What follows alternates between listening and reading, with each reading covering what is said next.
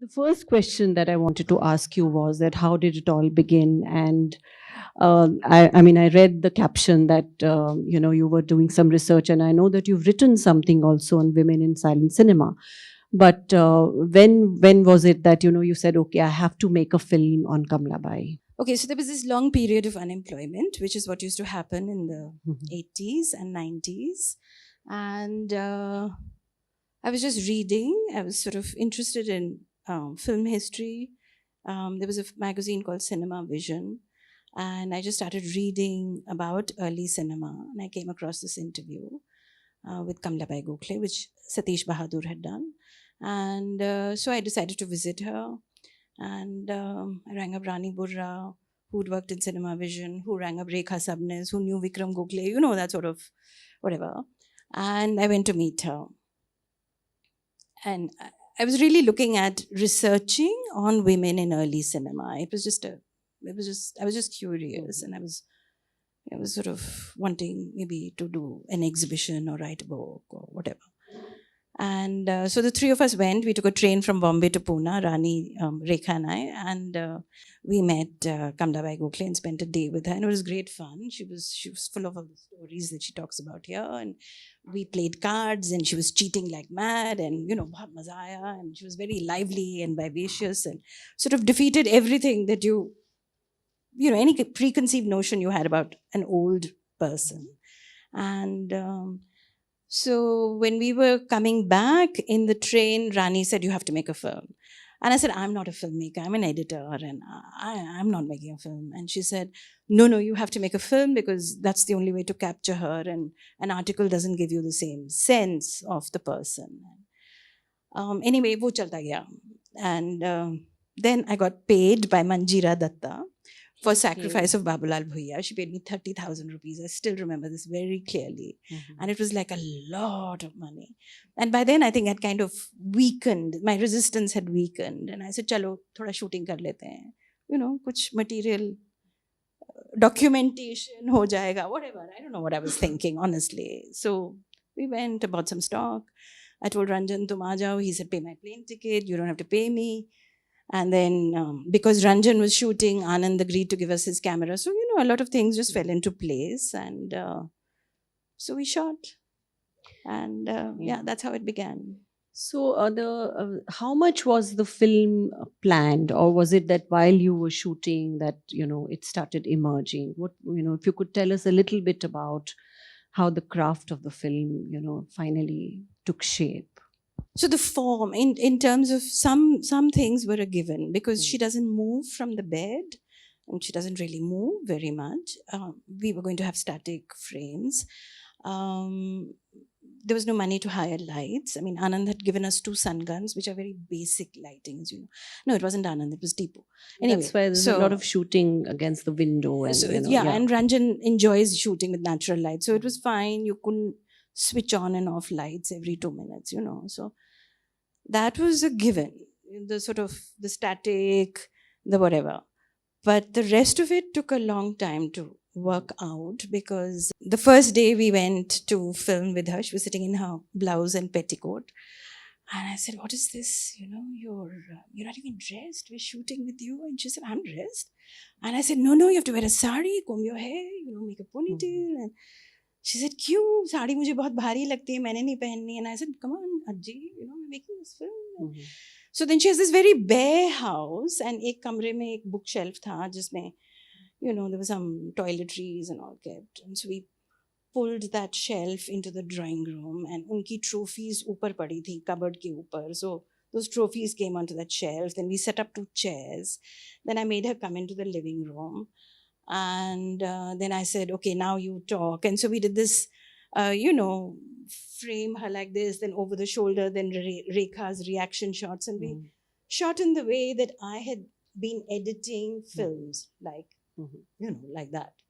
So that's the way I shot the interview. And she was very stiff. And I said, "Be natural and talk." And she says, "Unless you ask me a question, how will I talk?" And so by the end of the day, I knew I'd completely, this was not the way it could be. Yes. I'd completely changed everything. I'd destroyed the house. I'd destroyed her spontaneity. And then I was telling her to be candid and, And that comes across so Yeah. wonderfully. So, but I was very confused. I mean, it took a Mhm. long time. And this whole cute stuff that you see where she's sort of facing the camera and talking to the unit, that was after a rough cut. So I did 2 schedules. And then I put together a rough cut and I showed it to some friends. And there was this silence. And I said, Bolu, you know. And they're like, Acha, daru kahan milegi, chalo, you know.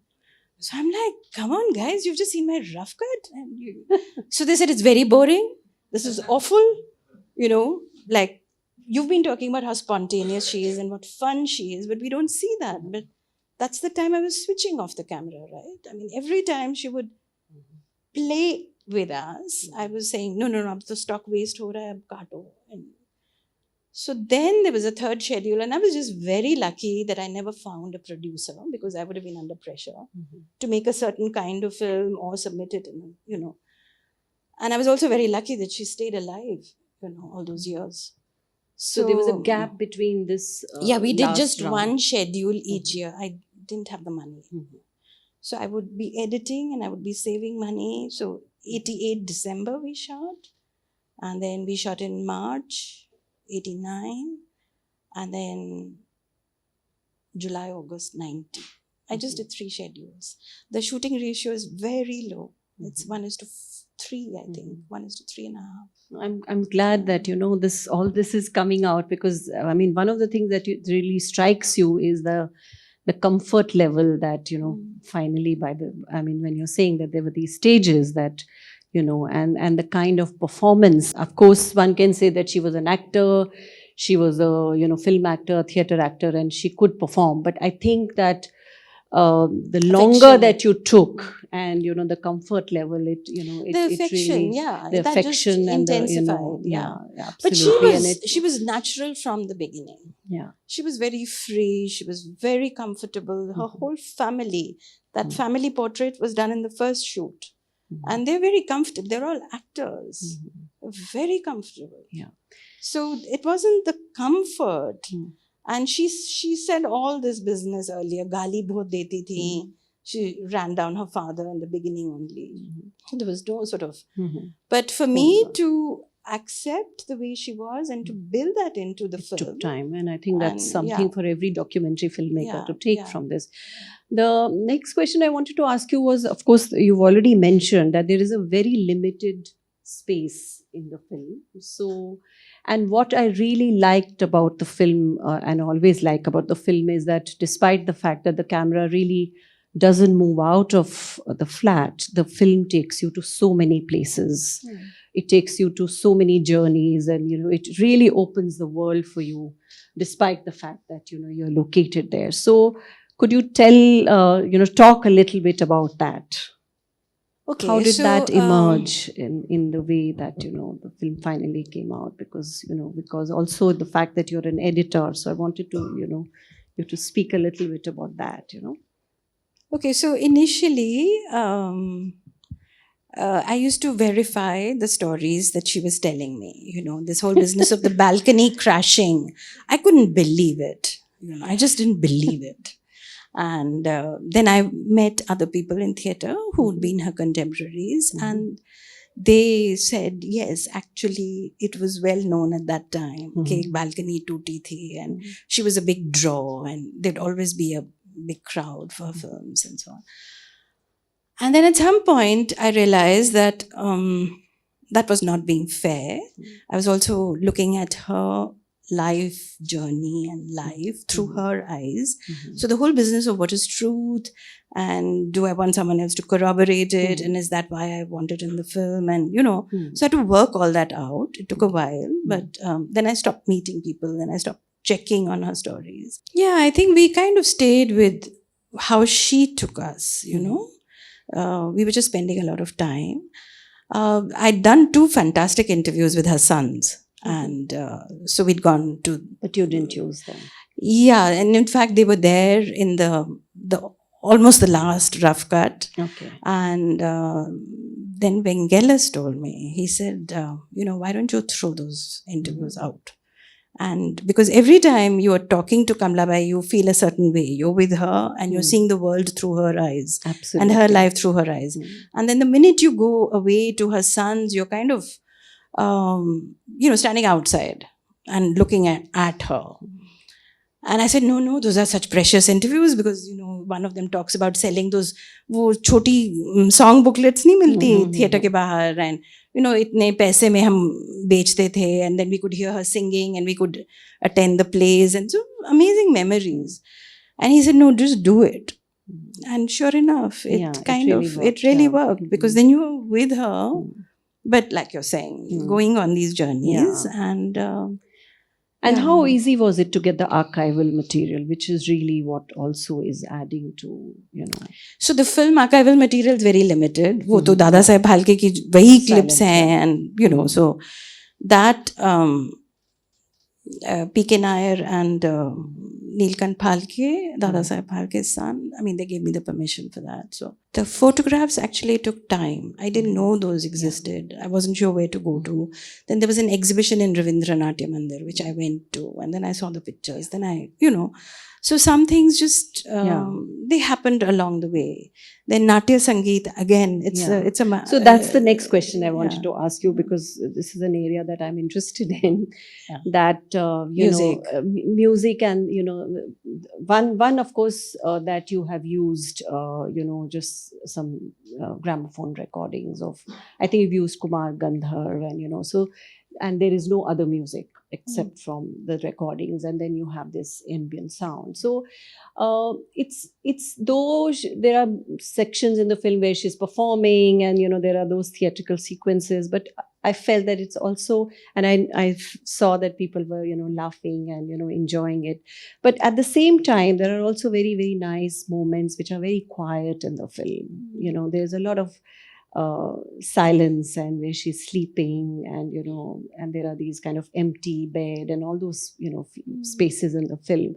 So how did you kind of think about the soundtrack, and how did you really how did that come about, having that kind of a graph of the film where you have certain moments where there is this tongue of hers, this acerbic tongue, and then there are these an old woman kind of grappling. So it was really nice, and the not using, one could have gone overboard with that, right? But you've really held on to. So I really want you to speak when you watch the film, I don't know. I think it was very instinctive.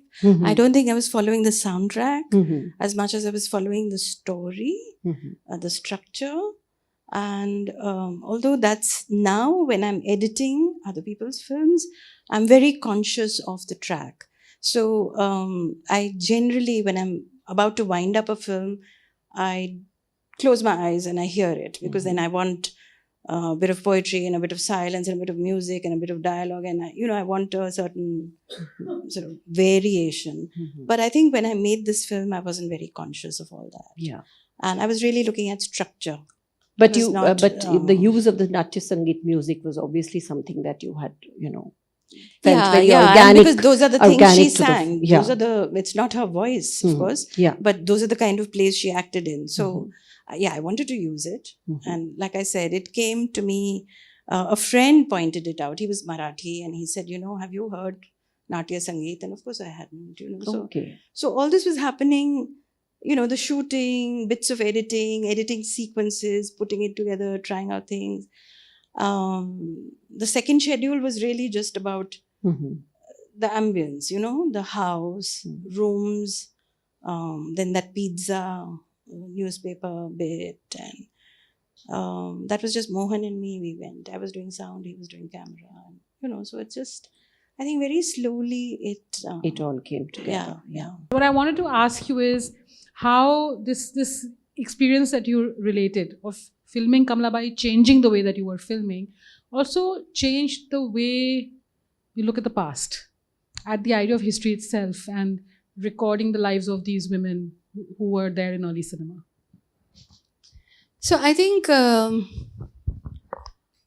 not somebody who's very comfortable with boxes and labeling people and so on. So when I was looking for funding, for instance, it was a real problem because when I'd approach feminist groups and I'd say I'm making a film on an early actress, and they were like, so is she a strong woman?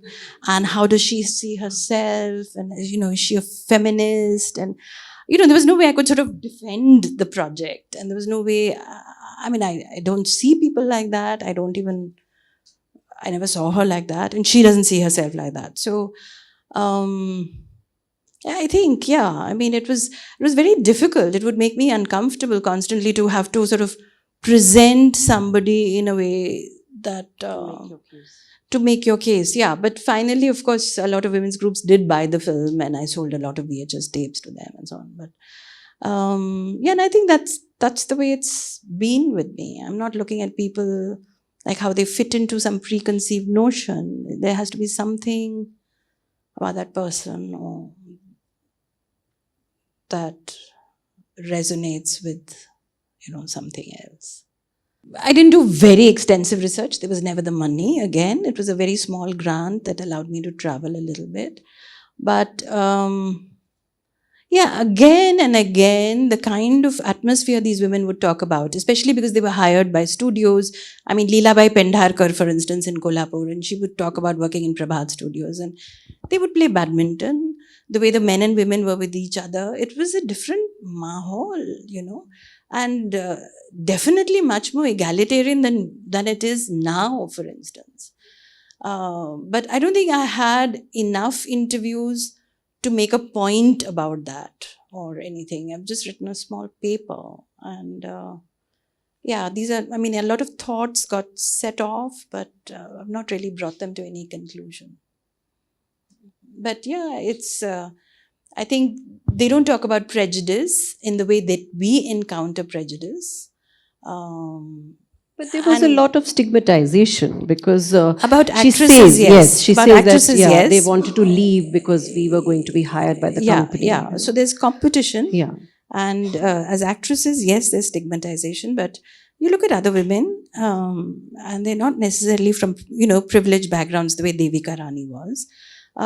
They have. You look at Dadasaheb Phalke's wife. She was a partner. Yeah, she used to wash the film in the kitchen. So she was the laboratory in charge.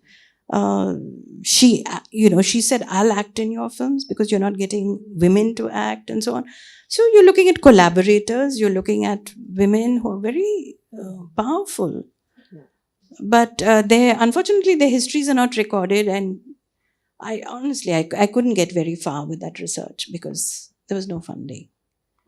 I think that Kamla Devi is a very, very important film, because I feel that it is really carrying on the surface of the film this kind of a record, where she's able to speak about, her entry into, this world, and, despite the stigmatization, and, open the way for other women to be able to come into cinema and to come into theatre, because it was all, cross dressing, and, and of course, there are some very nice moments in the film about that as well. So I think that is what I was saying in the beginning, that it's a very, very important archival record, because it's bringing the photography, it's bringing theatre, it's bringing cinema, it's bringing gramophone and the Natya Sangeet, because that was very much part of that kind of public sphere at that time. So it's bringing all those things together. So is there any other question? Yeah. How much did interacting with her over 3 years at different points of time and seeing her, say, outgoing attitude towards life and working hard, and as you said, the baby was crying inside in the wings, and she was performing, she was bleeding and all that. How much did that affect you as a human being? Not only that scene in particular, or interacting with her change your life later as a person, not as a filmmaker? Yeah, of course it did. Yeah. I don't know if I can sort of spell out how it did, but this is my first film, and she gave me a lot of respect as a director. And although she was much, much older than me, I was 30 and she was 88. but she always treated me as the director. I think she treated all of us very professionally. It gave me a lot of confidence as a filmmaker. How I thought of myself as a filmmaker, how I became a filmmaker, and also somebody who had the courage to live alone in that flat. I mean, the door used to be locked from outside, and the neighbors had the key because she couldn't get up and keep opening the bell for the bai or whoever who came to work. And she would send a tokri niche from a rope and with some money, and she would tell the chowkidar what to buy. So it was a whole way of living with courage, with dignity. That was really an eye-opener for me. So yeah, in many ways. Also the kind of candor she has. She's not scared. She talks about her father the way she does. She talks about the audience. She says, "Chutia," I mean, I was like shocked. But she was very free. So I think, yeah, in many ways, I mean, these are sort of obvious ways, but yeah, in many ways, she did impact all of us, yeah. Yeah.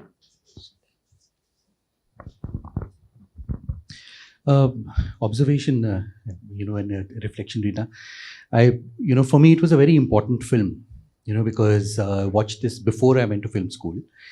And it was such a turning point in the history of the documentary, because coming from a background of largely of resistance, where films were meant to have a certain tone, dealt with certain subjects, and framed their characters in a certain way. And before this, as Paru talked about different ideas of feminism, and what films were expected to do and how she decided to do it in Unlimited Girls. So Kamlabai was, one film that was very important for me at that point of time when I watched it on Doordarshan, which was apparently a censored cut where they removed the swear words and so on. Yeah, there's a beep. There's a beep, okay, yeah.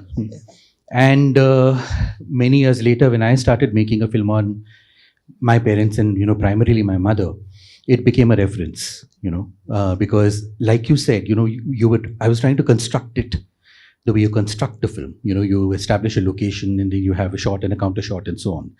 And then friends looked at those assemblies and said, no, just let it be, let her be, And they mentioned, that let it be like Kamlabai, because the way she is in her space and the way for my film snapshots, it became a very active reference at that point of time. So it's just something I wanted to mention.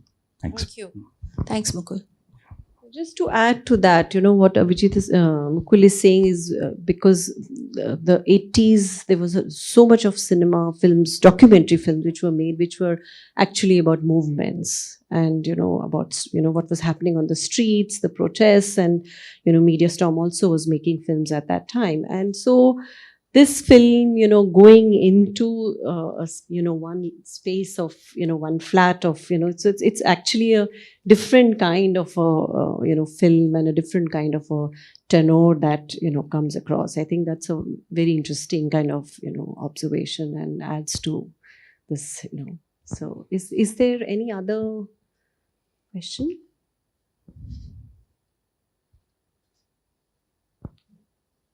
Okay, thanks, Shikha. Thank you.